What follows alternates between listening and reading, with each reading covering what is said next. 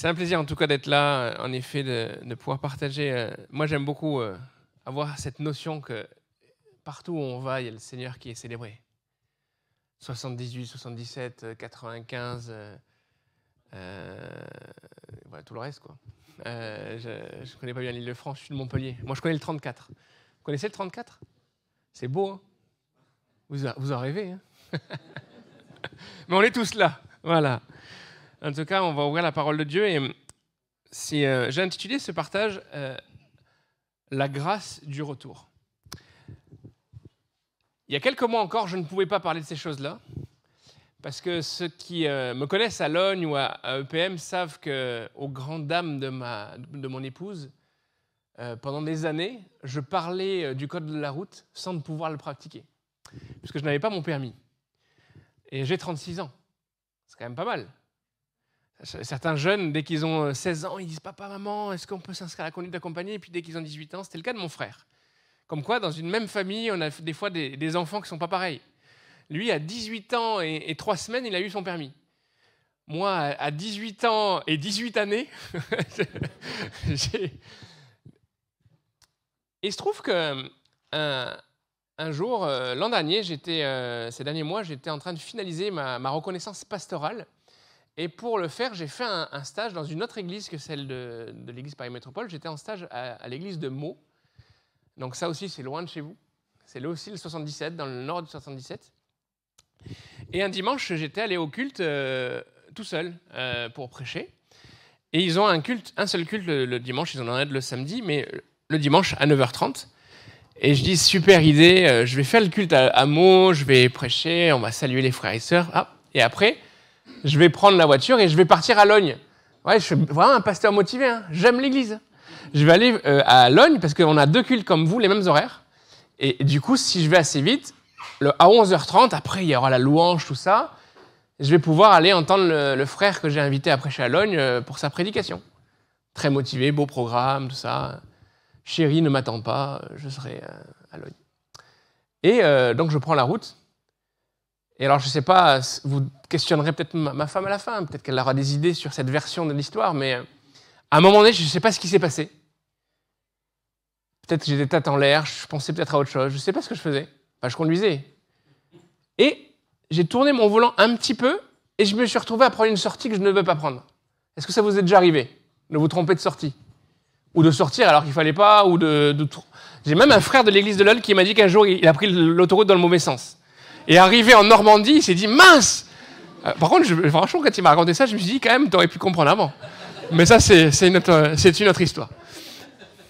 Et moi, j'ai à peine tourné ce volant, ça ne représentait pas grand-chose sur le GPS. Des fois, vous hésitez, vous vous dites « est-ce que c'est là c'est mal, on ne sait pas très bien si... » Eh ben mince, mon temps d'arrivée estimé est passé de midi, je ne sais plus exactement, à midi 50. Je me suis pris 50 minutes dans les dents. Je dis, mais où je suis? Pour prendre 50 minutes, c'est quoi? Ah oui, c'est la Seine-et-Marne, c'est vrai. Parce qu'en fait, en prenant cette sortie, je me retrouvais en direction de la Ferté-sous-Jouarre, donc c'est encore plus loin. Et puis, la particularité de cette autoroute, c'est qu'il y a très peu de sorties, en vrai. Oui, je crois qu'il y avait 10-15 km avant d'avoir une sortie, puis après, il faut tout refaire. Cette histoire, ça illustre quelque chose dont on va parler ce matin. Vous allez dire, on va parler de quoi? De voiture, de GPS, Waze, c'est ça? Non. Ce jour-là, avec quelques degrés de différence sur mon volant, j'ai manqué le but qui était le mien ce jour-là. Est-ce que l'expression « manquer le but » vous dit quelque chose? Est-ce qu'il y a quelques théologiens dans la salle? Ça veut dire quoi? C'est? Il y avait des timides. Tu m'avais pas dit que c'était timide plus tôt? Bon, c'est comme à Logne. Le péché. La traduction, la définition la plus simple qu'on peut résumer, la plus simple, et qui est très facile à retenir, comme ça si tu ne le savais pas maintenant tu le sais, le péché dans la Bible, ça veut dire quoi? C'est tout simplement manquer le but. Dieu a un but pour nos vies qui n'est pas celui de péché, qui est celui de sa sainte présence, qui est celui de sa nature. Il nous a créés à son image, et ce qu'il avait créé au départ, c'était ça. Le but initial, c'est d'avoir des adorateurs qui l'adorent en esprit et en vérité, et qui aiment sa sainteté. Et quand on pêche, on s'éloigne du but qui est prévu. Parfois, ça ressemble à pas grand-chose. Des fois, c'est presque invisible. C'est un petit degré, c'est un petit coup de volant, et pourtant, à la fin, on se retrouve très très loin. Et c'est ce qu'on va voir ensemble. Alors on va dire, pasteur, attends, je ne m'attendais pas à ça, là. Dimanche matin, c'est pas l'habitude. Je suis chrétien. Pourquoi tu me parles de péché? Parce que nous sommes tous concernés par le péché. Et on va voir ensemble l'importance de parler de ces choses-là. Bien sûr, dans l'amour, dans la simplicité de la parole. Et en vrai, quand on parle de péché, ça ne devrait jamais être violent et agressif. Des fois, certains pasteurs ont peur des nouvelles lois qui se mettent en place. Et en effet, on est de plus en plus contraints sur ce qu'on peut dire ou pas dire dans une église. Mais en vrai, moi, je vois les choses d'une manière positive. Parce que la Bible nous montre que parler des choses que Dieu veut nous voir faire, c'est pas compliqué. Il suffit de le faire avec amour. Il suffit de simplement présenter l'image de la sainteté de Dieu et dire, voilà le chemin, ce n'est pas toi qui vas le faire, c'est Dieu qui veut le faire avec toi. C'est lui qui veut t'aider à t'abandonner, à te délaisser de ces choses qui ne le glorifient pas. Et oui, dans l'Église, alors que nous avons, je ne sais pas quels sont les taux de baptême dans cette salle, alors que nous sommes tous peut-être engagés ou en train de nous engager, en train de découvrir ce qu'est la foi, il y a encore un problème avec le péché. Il y a encore un besoin de connaître ce que Dieu dit du péché. Parce que nous sommes tous en lutte avec ces réalités-là. Et je pense qu'on est tous d'accord. J'ai fait une fausse question, j'en fais beaucoup de fausses questions dans mes prédications. Est-ce que quelqu'un aimerait manquer le but? Là, c'est pas la timidité, je pense que on est tous d'accord. On veut aller au bon endroit. On veut accomplir la volonté de Dieu dans nos vies. On veut pouvoir vivre ce qu'il a prévu que l'on vive ensemble. Et alors, pour parler de cette réalité-là, on va aller voir dans l'Ancien Testament une histoire. Vous pouvez prendre vos Bibles ou vos applications, ce que vous avez sur vos téléphones, pour aller chercher le deuxième livre des Chroniques. 2 Chroniques. Donc c'est à peu près à la moitié pas tout à fait, mais de l'Ancien Testament. 2e livre des Chroniques et au chapitre 29. On ne va pas tout lire cette histoire, mais je vous en parler d'abord. Faire un peu une introduction. Et même, permettra de faire une introduction peut-être pour des personnes qui découvrent un petit peu la Bible. L'Ancien Testament, c'est l'histoire d'un peuple. Le peuple d'Israël. Bien sûr qu'il y a aussi l'histoire de la création. Et après, Dieu va se choisir une famille. Et cette famille va devenir un peuple nombreux. Et ce peuple va vivre des expériences, des étapes qui en font notre base de connaissance de qui est Dieu. Et ce qui caractérise ce peuple, le peuple d'Israël, c'est que... D'ailleurs, je ne sais pas s'il y a des gens qui vont aller visiter Israël avec Pasteur Andy. N'hésitez pas à vous inscrire. Hein. C'est une super expérience. Moi, j'y vais dans 3 semaines. Et ce peuple va être magnifique dans son expérience, mais aussi va nous montrer tous les contours de l'âme humaine. C'est-à-dire que quand Dieu nous parle, quand Dieu nous dit « Voilà, quel est le plan pour ta vie », qu'est-ce qui se passe souvent? C'est qu'on prend des détours. Et l'histoire du peuple d'Israël, c'est cette histoire d'aller et retour, de croissance et de décroissance. C'est cette histoire de montagne russe. Je ne sais pas si vous aimez les attractions. Moi, pas du tout. Mais j'imagine, quoi. On voit à quoi ça ressemble. Des fois, on monte et des fois, on descend. C'est cette histoire-là, le peuple d'Israël. D'ailleurs, quand je lis l'histoire du peuple d'Israël, je pense à 2 choses. Je pense à nous en tant que chrétiens. Comprenez bien que les détours et les difficultés du peuple d'Israël, ce n'est pas une image ou une métaphore du monde. C'est une métaphore et une image de l'Église. Nous aussi, nous sommes parfois dans ces détours. Le monde, c'est ceux qui sont perdus. L'image dans l'Ancien Testament du monde, ce n'est pas Israël, c'est l'Égypte. Par contre, ce peuple qui a du mal à se situer, qui change de direction, qui parfois se refroidit, ça, c'est l'histoire de nous par rapport à Dieu, notre expérience par rapport à Dieu, notre vie. Puis, en petite parenthèse, des fois, quand je lis l'histoire d'Israël, j'ai l'impression de lire l'histoire du peuple français. Vous connaissez un petit peu l'histoire d'Israël? Il y a une expression qui est utilisée pour parler du peuple d'Israël, c'est un peuple au cou raide, rebelle. Ça vous dit quelque chose?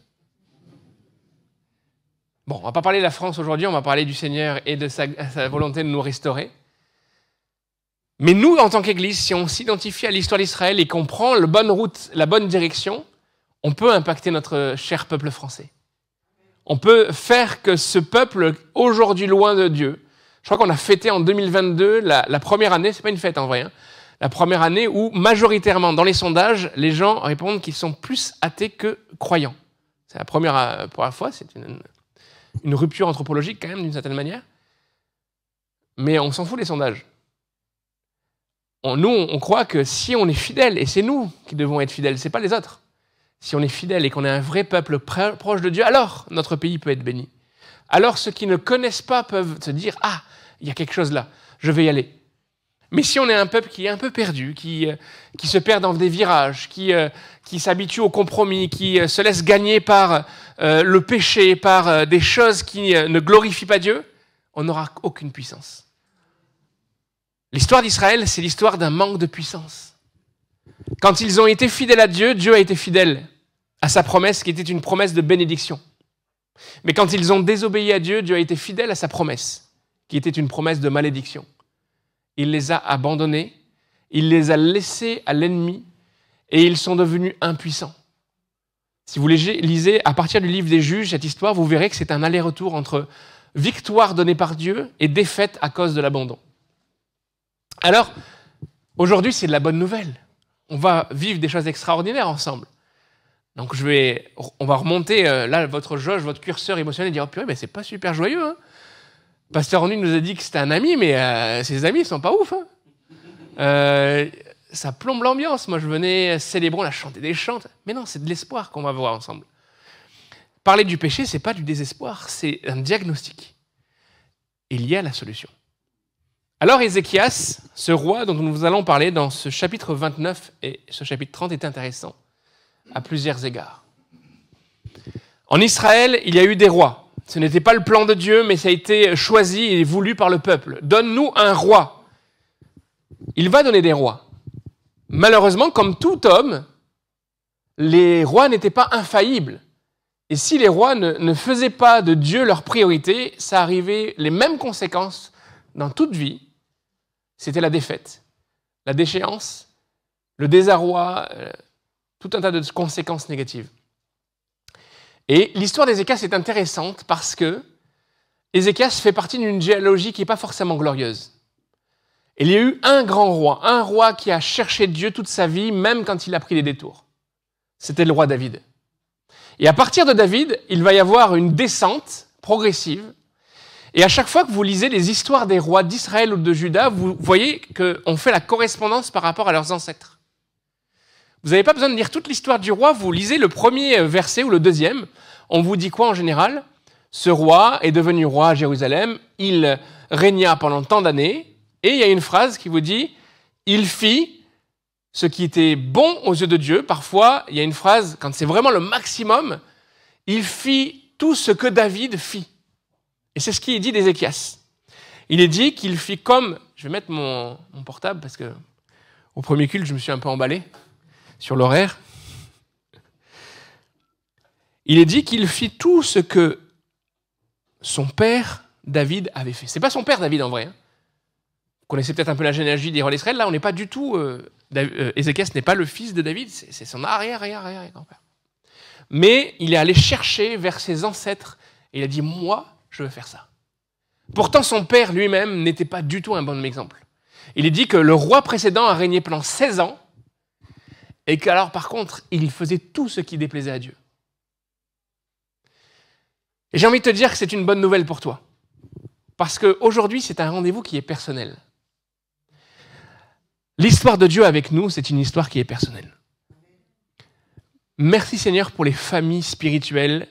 Merci Seigneur qu'il y ait des familles et de plus en plus de familles dans cette église qui soient des cocons spirituels, des cocons d'amour pour que des enfants puissent grandir dans la connaissance de la parole de Dieu. Et merci pour cela et c'est le but de l'église d'avoir des familles comme cela. C'est aussi le but de l'église que des familles cassées, brisées viennent, soient restaurées et puissent devenir cela. Mais malgré cela, c'est un rendez-vous qui est personnel. Tu peux être, je m'adresse aux parents, vous pouvez faire tout. Vous pouvez être des hommes et des femmes de Dieu et en être sûr. Et que même ceux qui sont autour de vous, les frères et sœurs, le disent, mais quelle grâce de te connaître. Malgré ça, on peut avoir des enfants qui ne suivent pas. Et l'inverse est vrai. Tu peux être né dans le contexte le plus compliqué, le plus mauvais, le plus déchirant, blessant, déstructurant. Dieu veut te rencontrer ce matin. Il veut écrire une histoire entre toi et lui. Ézéchias n'avait pas le contexte nécessaire. Il n'avait pas les modèles, mais il avait des souvenirs, il avait des ancêtres. Et il y a quelques rois comme cela, pas très nombreux en Juda, qui vont avoir ce rôle-là de restauration, de retour à Dieu. Et c'est ce qu'on va parler aujourd'hui, on va parler de réveil spirituel. Et le réveil spirituel, il est personnel, et même, c'est pourquoi je prêche ces choses-là, c'est vrai qu'Andy m'a présenté comme un enseignant, alors je ne sais pas ce que vous imaginez, peut-être je vous ai dit, il va prendre un tableau, on va commencer à étudier le grec et l'hébreu. C'est vrai que c'est des choses que j'aime, mais depuis quelques semaines, je vis une forme de réveil spirituel.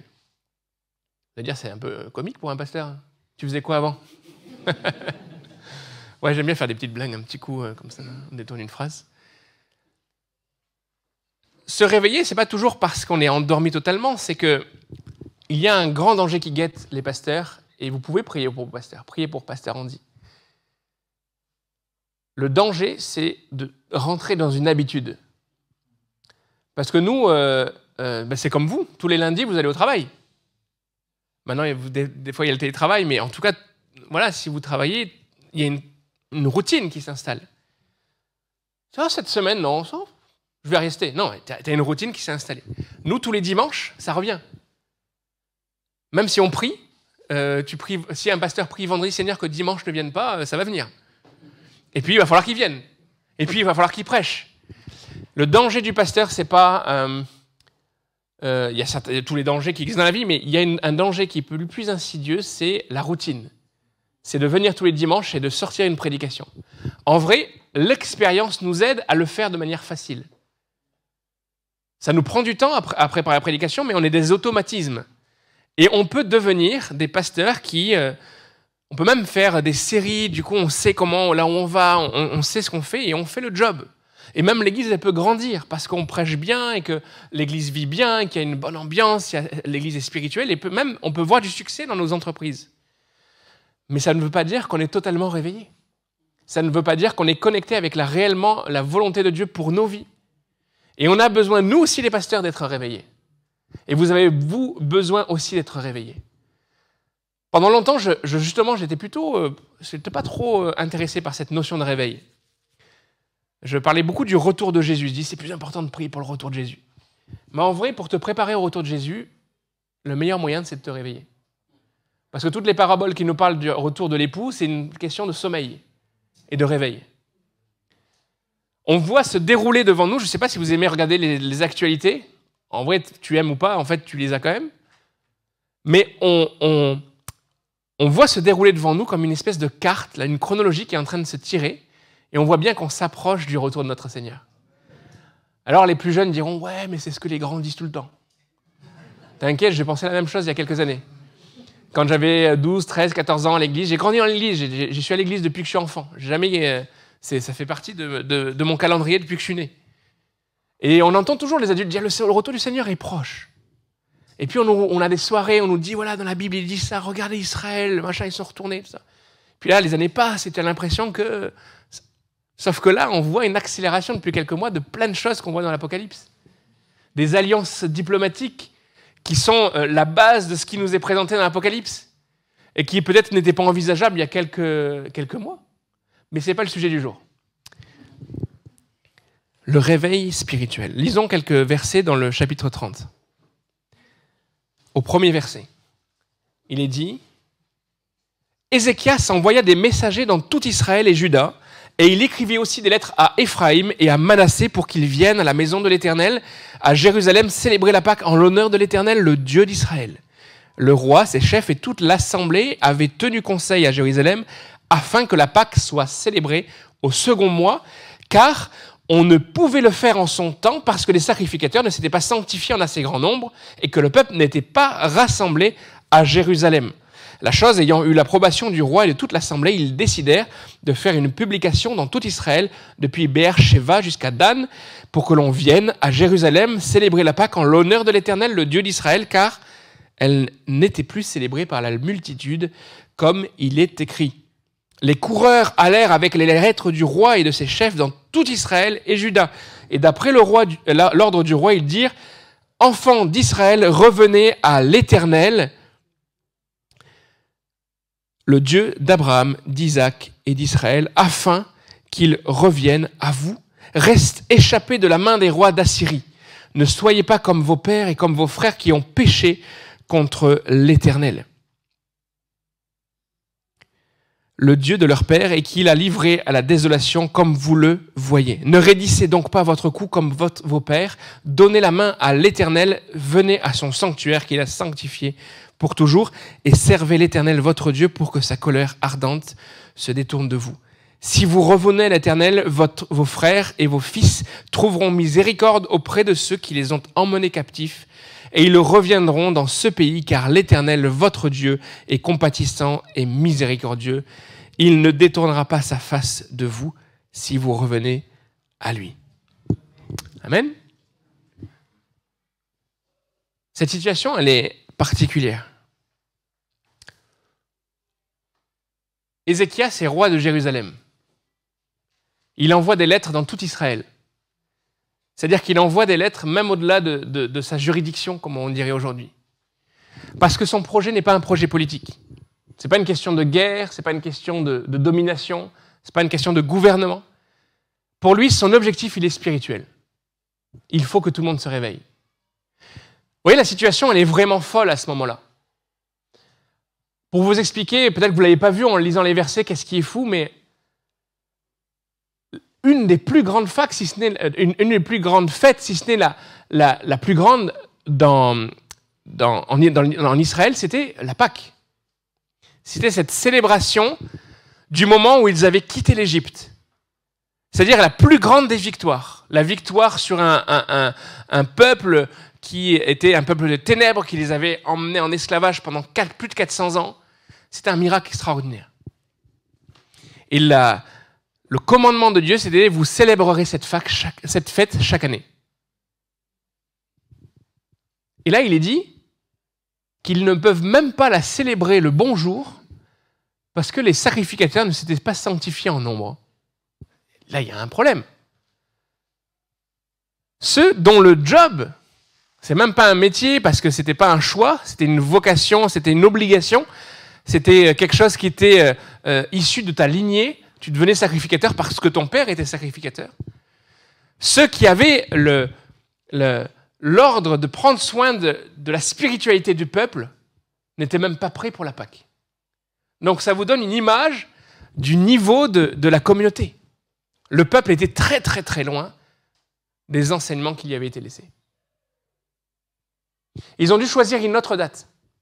Ils ont dû prendre une dérogation pour pouvoir faire la Pâque, mais pas au bon moment. C'est-à-dire qu'à tous les étages, depuis les plus petits jusqu'aux plus grands, le peuple était loin. Ou en tout cas, ils avaient oublié. Ils avaient perdu l'habitude. Peut-être c'était les 16 ans du roi précédent. On ne sait pas le pourquoi, mais ce qui est sûr, c'est qu'on constate la difficulté. Mais Ézéchias, quand il prend autorité sur le pays, il dit « c'est plus possible, maintenant on va ramener ce peuple ». Le chapitre précédent, il est en train d'expliquer aux gens « venez et revenez au temple pour prier, revenez, c'est un lieu qui est fait pour cela ». Et il y a une conviction de la part d'Ézéchias que cette lettre qui est envoyée parmi tout le monde va produire un effet. Et même pas qu'un effet personnel, mais un effet sur le futur de ce peuple. En disant, ça ramènera même ceux qui ont été capturés et emmenés captifs. Parce que notre Dieu, il est miséricordieux. On va voir ensemble trois choses. Trois questions très simples. De quoi avons-nous besoin de nous repentir? Pourquoi? Et comment? Vous voyez? C'est très simple. On ne peut pas faire plus simple. Il y a pasteur, mais tu nous parles de quoi? Ézéchias, ça fait 3000 ans depuis. C'est quoi le lien avec mon histoire? Est-ce qu'il y a quelqu'un qui ne pêche pas dans ce lieu? Qu'il puisse lever la main? Je ne vais pas cibler des péchés, je ne vais pas te dire, toi, tu as fait ça et ça, c'est pas bon, c'est pas ça. Mais je vais juste te dire que nous sommes tous concernés par le péché. Pourquoi? Parce que tout ce qui nous fait manquer le but de Dieu est péché. Alors du coup, ça fait une définition très large. Le péché, c'est pas simplement le meurtre, c'est pas simplement l'adultère, c'est pas simplement des relations sexuelles qui seraient en dehors du cadre biblique. Le péché, c'est ne serait-ce que mentir. Parce qu'en mentant, déjà, tu te fais une illusion. Tu crois que quelqu'un... oui, tu as trompé quelqu'un quand tu mens. Mais Dieu te voit. Tu ne mens à personne. Tu peux mentir à une personne, mais pas à Dieu. Et d'ailleurs, si je disais que celui qui ne ment pas lève la main, en fait, j'aurais réussi à atteindre les 100% de pécheurs dans la salle. Parce qu'au moment où tu lèverais la main, tu serais en train de mentir. Nous sommes tous concernés par le péché. Il dit, ah pasteur, ça va, franchement, des fois, j'ai juste que j'ai raconté l'histoire un peu différemment. Si tu dis les choses comme ça, c'est que déjà, tu t'es préparé des mécanismes d'explication, de justification. Et c'est là que c'est dangereux. Bien sûr qu'on est tous confrontés à ces choses-là. Est-ce qu'un pasteur ment? C'est une bonne question que tu te poses peut-être. Est-ce qu'un pasteur ment? Je ne donnerai pas la réponse. En tout cas, nous sommes tous tentés de mentir. Des fois, c'est juste pour s'échapper d'une situation qui est compliquée. Est-ce que tu as déjà cassé quelque chose et tu t'es dit, bon, il faut que je dise quelque chose à la personne parce que je ne sais pas ce qui s'est passé. C'était comme ça quand je suis arrivé. Des fois, dans ton travail, de manière très, très... Un chef va te dire de faire quelque chose et tu vas être obligé de mentir pour faire la chose. Et là, tu as toujours ce dilemme qui se met, qu'est-ce que je fais? Est-ce que je fais le chrétien ou est-ce que je fais l'employé? Ce qui est fou dans nos situations de compromis, c'est que souvent, c'est des occasions, peut-être même permises par Dieu, pour se positionner. Et des fois, on se crée des mécanismes, on se dit, mais si je mens, ça sera plus simple, alors qu'en vrai, c'est juste du conformisme. Alors que de se positionner, parfois, c'est peut-être la porte ouverte à quelque chose de plus grand. Nous sommes tous guettés et concernés par le mensonge. Que tu aies 6 mois de conversion, 6 ans, 60 ans, ou que tu ne fais que découvrir l'Église. Nous sommes tous concernés par un péché qui nous cerne. C'est une histoire qui commence il y a bien longtemps. Elle commence dans le Jardin d'Éden avec ce premier choix qui a été mauvais. Et nous en portons les conséquences. Et tu peux faire tout ce que tu veux. Moi, j'ai essayé de faire les choses bien avec ma fille. Je l'ai même inscrite dans une école chrétienne. Pourtant, un jour, elle arrive et elle nous a fait le premier mensonge. Ça arrive à tous les parents. Tu te dis, mais dans quel cours elle a appris ça? Je regarde la bibliothèque. Chérie, on a bien acheté que des histoires de la Bible. Il y a David, il y a machin. Bon, en même temps, les personnages de la Bible, des fois, eux aussi, donc c'est peut-être là. Ah, mais j'avais pas pensé. Mais ça commence très jeune. La bonne nouvelle de tout ce que la Bible dit, c'est que, déjà dans l'Ancien Testament, Ézéchias le sait, notre Dieu est miséricordieux.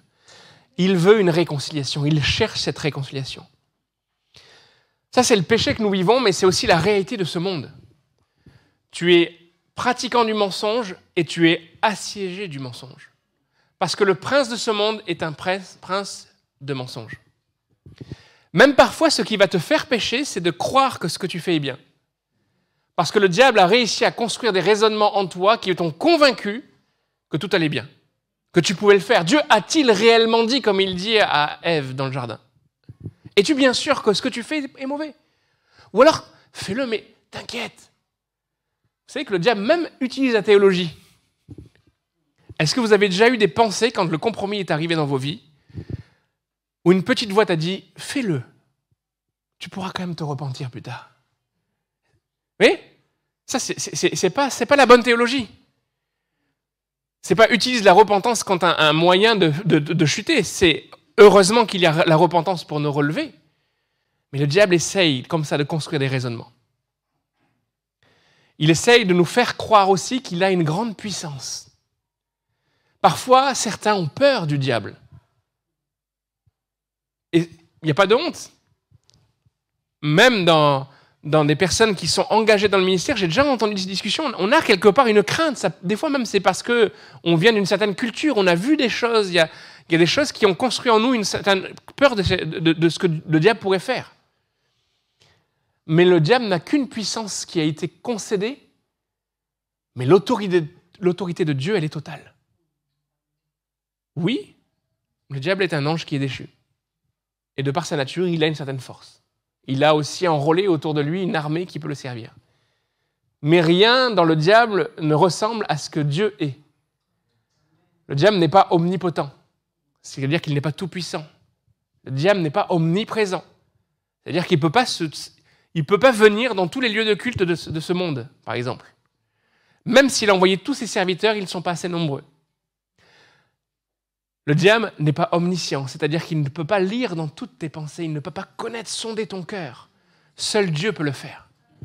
Alors, abandonnons nos pensées à l'autorité de Christ, à l'autorité de Dieu, et remplaçons les mensonges de nos vies en disant tout ça, je le rejette. Oui, je reconnais mon état de pécheur. Malgré ma restauration, malgré ma conversion, je suis une créature nouvelle, mais je suis guetté. La seule chose qui a changé entre le jour d'aujourd'hui où tu te dis converti et disciple de Christ et le passé, c'est qu'avant, tu aimais le péché. Tu te vautrais dans le péché. Mais désormais, tu es une brebis du troupeau. Et il arrive parfois à une brebis à tomber dans le ravin, à glisser dans une flaque de boue, mais ce qu'elle veut, c'est retrouver le troupeau. Ce qu'elle veut, c'est tout de suite quitter ce lieu de perdition pour retrouver là où elle est bien, là où elle est prise en compte par le berger. Pourquoi se repentir? C'est une bonne question. Pourquoi? On aime bien savoir pourquoi on fait les choses. Parce que c'est ta destinée. Peut-être que le mot destinée, tu l'as entendu dans un autre contexte. La destinée dans ta tête, c'est quoi? C'est peut-être quelle est la volonté de Dieu pour ma vie? Quelle grande chose Dieu a-t-il prévu pour moi? Et je te rassure, Dieu a prévu de belles choses. J'aime pas dire de grandes choses, parce que d'ailleurs le verset ne dit pas cela. Il a prévu de bonnes œuvres pour toi que tu pratiques. Il l'a prévu d'avance parce qu'il a une vision pour toi. Mais la volonté de Dieu, c'est pas que des grandes choses. C'est pas que ta destinée, c'est pas ce que tu seras dans 20 ans. Est-ce que je serai là à la place d'Andy dans 10 ans? Je sais pas. Ou ailleurs. C'est pas que ça. C'est pas des rêves de richesse, de grandeur ou de célébrité. La volonté de Dieu initiale pour toi, elle est commune à tous. Et tu n'as pas besoin de jeûner et prier pour la connaître. Tu n'as pas besoin de te mettre à genoux. Elle est directe, je te la livre, comme ça tu peux repartir avec. La volonté de Dieu pour ta vie, c'est que tu ne manques pas le but. C'est que tu sois saint. C'est que tu sois séparé. C'est que tu sois de ce peuple qui se met à part pour le célébrer. C'est que tu sois de ce peuple qui choisit librement de le servir et de le suivre, en dépit des mensonges du diable. C'est que tu sois comme Adam et Ève dans le jardin, qui soient là comme des adorateurs continuels de notre Dieu.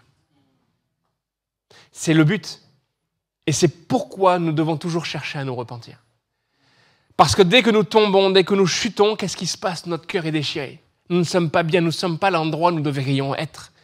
Nous avons envie de retrouver cette prairie, cet endroit de félicité, cet endroit d'harmonie, cet endroit de sainteté. Et c'est pourquoi nous devons nous repentir. C'est ton destin, c'est ton identité et c'est ton but. La troisième chose que nous pouvons voir, c'est comment pouvons-nous vivre ces choses-là? La réponse, elle est simple et elle est très claire dans la Bible. Il y a une notion dans la Bible qui est présente dans l'Ancien Testament et dans le Nouveau. Déjà, je vais te dire, abandonne cette idée qui peut-être est dans ta tête. Souvent, on le présente un petit peu trop comme cela et c'est une facilité. L'Ancien Testament, c'est la loi et le Nouveau Testament, c'est la grâce. Il n'y a pas de schéma plus faux. Je me dis, mais pasteur, quand même, on m'a dit ça à l'école biblique, qu'est-ce que tu nous racontes? Ben non, lis la Bible. Jésus nous dit, je ne suis pas venu abolir la loi, mais l'accomplir. Donc déjà, la loi, c'est pas cancel, c'est pas supprimé. Et en plus de ça, est-ce qu'il y a de la grâce dans l'Ancien Testament? Hier, j'étais à Logne, du coup, on a créé un groupe d'hommes. Il y a souvent des groupes de femmes dans les églises, mais nous, on a créé un groupe d'hommes. On a mangé des pizzas. Et on a rempli des petits questionnaires. On ne mettait pas notre nom. On mettait des choses qui nous caractérisaient, et puis après, on s'échangeait les feuilles. Il fallait qu'on découvre qui était l'autre. C'était une manière d'entamer la discussion. Et il y avait une question, c'est quel est ton personnage biblique préféré? Et beaucoup ont mis David. C'était le gagnant de la soirée. Il était même au-dessus de Jésus. Je ne sais pas pourquoi. Alors peut-être que David, c'était un rayon d'homme. Peut-être il y avait un truc un peu viril. Je ne sais pas ce que c'est. Peut-être Goliath. Je ne sais pas qu'est-ce qui. On se voit tous en grand roi. Je ne sais pas. Il faudrait faire une exégèse de cette réponse. Mais je dis c'est merveilleux parce que David, c'est une belle histoire. Mais la plus belle histoire, le plus bel élément de l'histoire de David, c'est quoi? Est-ce que c'est la victoire contre Goliath? Est-ce que c'est les victoires sur le champ de bataille? La plus belle partie de son histoire, c'est ça. C'est quand un jour, il se retrouve sur son balcon, alors qu'il n'aurait pas dû y être. Il aurait dû être en campagne avec ses troupes comme il l'était tous les ans. Mais il est resté à la maison en télétravail. Il en avait marre de prendre les transports. Et vous rigolez. On va pas voir cette parenthèse, mais le télétravail peut parfois être un piège pour... j'ai suivi un jeune à l'église et le télétravail peut parfois être un piège dans nos maisons. Parce que c'est des fenêtres ouvertes sur de l'oisiveté, sur plein de choses que tu ne fais pas dans ton lieu de travail. Et David, là, va poser ses yeux sur Bathsheba. Il va commettre l'adultère avec cette femme. Il va faire tuer son mari. C'est pas ça la plus belle histoire, c'est le reste. C'est quand il va réaliser son péché. Il va s'humilier et il va se mettre par terre. Il va écrire des psaumes de repentance qu'on chante ou qu'on lit encore aujourd'hui. Il va dire « Je suis consumé de l'intérieur par ce que j'ai fait. Seigneur, rends-moi la vie. » Et Dieu le restaure. Donc l'histoire de la grâce, c'est dans le Nouveau Testament, on oublie, parce que déjà Israël chante chaque jour cette même prière, car Dieu est bon. Et sa miséricorde durera toujours. C'était comme un refrain qui était entonné tout le temps, et Ézéchias va reprendre cette phrase. Si nous revenons à Dieu, il sera miséricordieux, c'est sa nature. Et Dieu ne change pas. Le Dieu que tu pries pour les miracles, là, tu te dis, le Nouveau Testament, Jésus a vaincu la maladie à la croix, donc je peux prier pour ma guérison. Ce même Dieu, il existe depuis le départ. Il n'a jamais changé. Et si 2000 ans après, tu continues à croire que c'est le cas pour ta prière, ça doit l'être pour tout ce qu'il est. Il n'a jamais changé dans sa miséricorde et dans sa grâce, mais il n'a jamais changé dans son exigence de sainteté. Il n'a jamais changé dans sa volonté de te voir te séparer des choses qui ne le glorifient pas. Alors comment? C'est tout simple. C'est une notion qui est déjà dans l'Ancien Testament. Ça s'appelle le retour. En hébreu, on appelle ça le teshuva. C'est le retour en arrière. C'est ce qu'on appellerait dans le Nouveau Testament la conversion ou la repentance. Et c'est ce qu'Ézéchias va faire. Parce que c'était le fondement au moment où ils ont inauguré le temple en Jérusalem. Salomon va faire une grande prière et Dieu va dire une chose. Ce lieu, maintenant, je le consacre. Et si mon peuple, sur qui est invoqué mon nom, s'humilie et cherche ma face, certainement, je reviendrai. Et Ézéchias se dit, même si mon père, pendant 16 ans, a fait n'importe quoi, même si mon grand-père, même si mon arrière-grand-père, même si dans ma lignée, j'ai un arbre généalogique qui est détruit, Dieu a parlé, il ne change pas. Alors si on se retourne, si on se réveille et si on remet les choses en place, certainement, quelque chose va se passer. C'est ça qu'on doit... Prends un burin, là, un burin psychologique ou spirituel. Tu prends, et là, pendant que je parle, tu graves ça dans ton cœur. Et tu dis, retourner vers Dieu sera toujours la seule solution. Ce n'est pas une nouvelle prédication. C'est pas un livre, c'est pas une séance YouTube de 5 heures d'affilée qui va te restaurer. Vous savez, maintenant, avec toutes ces prédications qu'on a en ligne, on peut devenir En fait, certains mangent avec excès, vont dans les fast-foods et mangent beaucoup, mais nous, on est devenus comme ça avec les prédications. Et on a l'impression qu'avoir mis autant de louanges et de prédications en nous, on est bien là. Ah là, je suis bien là. Pour demain, c'est bon, mais ça ne change pas ton cœur. C'est Dieu qui doit changer ton cœur. C'est tes genoux qui doivent s'agenouiller et te dire « Je me repens, Seigneur ». Et même si tu es lié, tu te sens vraiment... C'est des choses qui reviennent, tu es pris par... Et on le sait, c'est quelque chose de plus en plus récurrent, c'est massif. Et quand on parle de ces sujets, surtout... Maintenant, c'est même plus que les hommes, hein, maintenant tout le monde est concerné. Tu te sens peut-être même lié par des choses qui t'attirent, la pornographie, des choses comme cela. C'est invisible, ça ne se voit pas sur ton visage, mais tu es détruit de l'intérieur, tu te dis « Je ne m'en sors pas ». Le dimanche matin, je viens, je dis « Seigneur, mais c'est beau cette parole, je me repens, Seigneur, je pleure. » Et je rentre et à 15 heures déjà, je suis déjà pris. Le Seigneur veut briser ce cercle. veut t'amener dans une réelle restauration. Il y a un avenir plein d'espérance pour ta vie. La beauté de Dieu, c'est pas juste de mettre le doigt sur ce qui ne va pas, c'est de te dire voici la solution. Nous, on fait beaucoup de diagnostics. T'imagines, tu vas chez le garagiste, dis voilà la panne. À demain. Tu vas chez le médecin, voilà le problème. Par contre, je fais plus d'ordonnance. Tu dis mais il y a un problème. Et change de métier. C'est pas pour ça que je suis venu. Avec Dieu, il y a cette réalité-là. L'Esprit, il est avantageux que je m'en aille parce que l'Esprit viendra. Et qu'est-ce qu'il fera? Il sera un consolateur, mais il sera aussi celui qui va vous convaincre de péché, de justice et de jugement. Mais pas pour vous dire, ça y est, 10 ans de prison, c'est fini pour toi. Mais pour te dire, pour répondre à cet appel aussi qui est celui de Jésus, premier texte qu'il ouvre devant la synagogue, il dit « Voici qui je suis celui qui est oint pour annoncer de bonnes nouvelles. Je suis envoyé pour libérer les captifs, pour donner la vue à ceux qui n'en avaient plus, pour annoncer un jour de joie au lieu du deuil et de la cendre. » C'est ça la bonne nouvelle. Est-ce qu'on est d'accord? Est-ce qu'on a envie d'être libéré? Est-ce qu'on veut marcher dans la sainteté? Parce que le programme, il est lourd. Hein. Il est résumé très facilement par Dieu. Soyez saints. Je commence à être... ma femme rigole parce qu'elle dit « Ah, ça y est, il s'est concentré pendant une demi-heure et maintenant il commence à être maladroit. » On m'appelle Gaston à la maison. C'est peut-être pour ça que j'ai pris la mauvaise sortie. Hein. Moi, quand je me suis fait baptiser à 16 ans, j'ai failli tomber dans le bassitaire avant de... Il y a quelques mois, on a regardé les vidéos. Je suis comme ça, là. Je donne mon témoignage et là, hop, le pasteur, il me rattrape. Fait que je suis plus en train de prêcher. Je sais même plus ce que je fais là. Avec Dieu, c'est extraordinaire. Il y a quelques mois de cela, maintenant, ça fait quasiment 2 ans, je reçois un message. Pasteur, je veux prendre rendez-vous avec vous pour devenir membre. Je dis bon, bah, c'est un truc un peu classique, on va faire. On prend rendez-vous. Et alors c'est à l'époque Covid, tout ça, donc on a beaucoup basculé des rendez-vous. Je sais que Pasteur Andy fait ça aussi, des fois des rendez-vous en visio. Et donc je vois une dame se connecter, je la connais même pas, parce que voilà, comme on a plusieurs campus à l'Église Paris Métropole, des fois je connais même pas les gens.